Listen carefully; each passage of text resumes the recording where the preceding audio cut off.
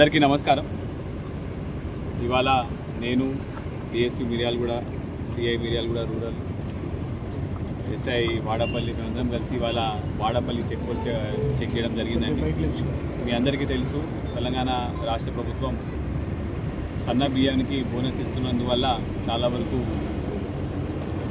వేరే రాష్ట్రాలకు వెళ్ళి రైతులు లేకపోతే వేరే రాష్ట్రాలకు వెళ్ళి దళారులందరూ కూడా మన తెలంగాణకు వచ్చి ఆ వడ్లని వాళ్ళు అమ్మినట్టు చూపించి ఆ బోనస్ తీసుకొని ఇట్లాంటివి చేసి రాష్ట్రానికి లాస్ చేసే విధంగా చేయడం జరుగుతున్నది. దీనికి సంబంధించి గత కొన్ని రోజుల నుంచి కూడా మనము మన ఇంటర్ డిస్ట్రిక్ట్ చెక్ పోస్ట్ కూడా మనం చాలా స్ట్రిక్ట్గా ఎన్ఫోర్స్ చేయడం జరిగింది.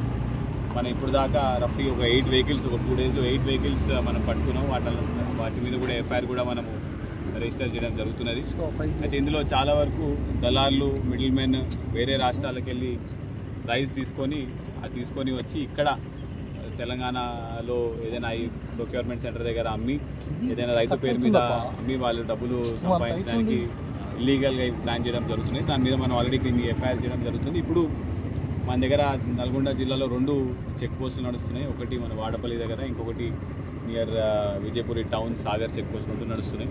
2 చోట్ల కూడా joint teams with CCTV camera footage మనం ఏర్పాటు చేయడం జరిగింది. ఈ జాయింట్ టీమ్స్లో రెవెన్యూ తరపు నుంచి, అగ్రికల్చర్ మార్కెటింగ్ తరపు నుంచి, సివిల్ సప్లైస్ తరపు నుంచి కూడా 24 hours రౌండ్ ద క్లాక్ జనాలు ఉండి వెహికల్స్ అనేవి కూడా చెక్ చేయడం జరుగుతుందండి. మరి వారి request is that no vehicle will be allowed, any paddy vehicle which is coming from other state or other places మన తెలంగాణకి will not be allowed. We are very strict with regards to this.